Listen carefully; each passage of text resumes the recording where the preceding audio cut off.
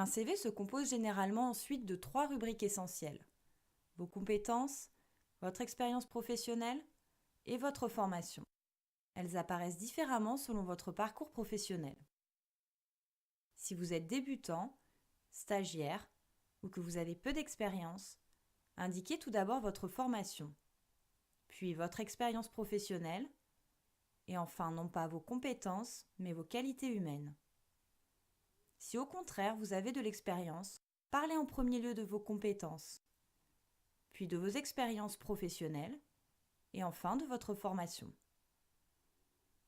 Vos compétences doivent être en lien avec le titre du CV. Vous pouvez distinguer les compétences techniques et humaines.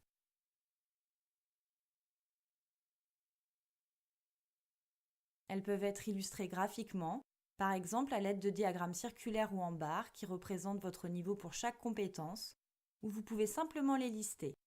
Néanmoins, elles doivent apparaître succinctement. Ne rentrez pas dans les détails.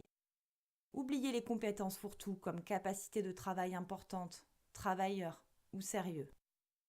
Concernant vos expériences professionnelles, valorisez celles qui sont significatives pour le poste visé.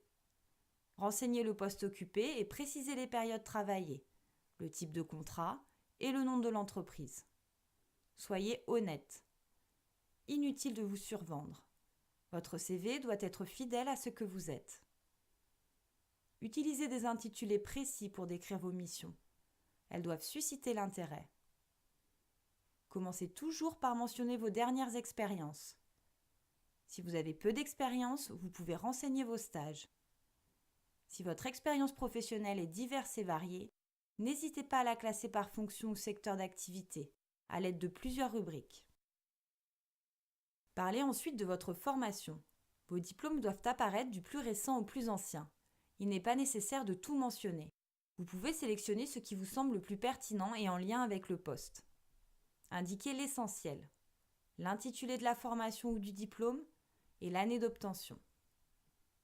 Selon votre parcours ou le poste visé, vous pouvez ajouter d'autres rubriques à votre CV. Cependant, partez du principe que chaque nouvelle rubrique doit se justifier.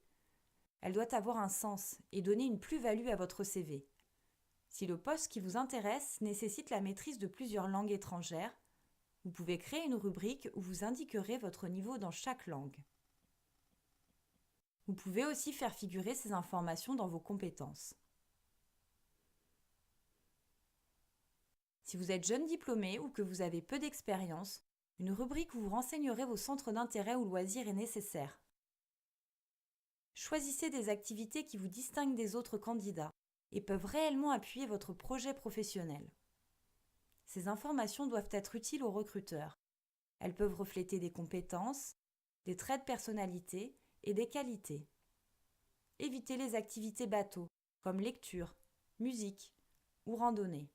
N'hésitez pas à indiquer par exemple si vous avez été dans un club sportif, si vous jouez d'un instrument de musique ou si vous faites du bénévolat.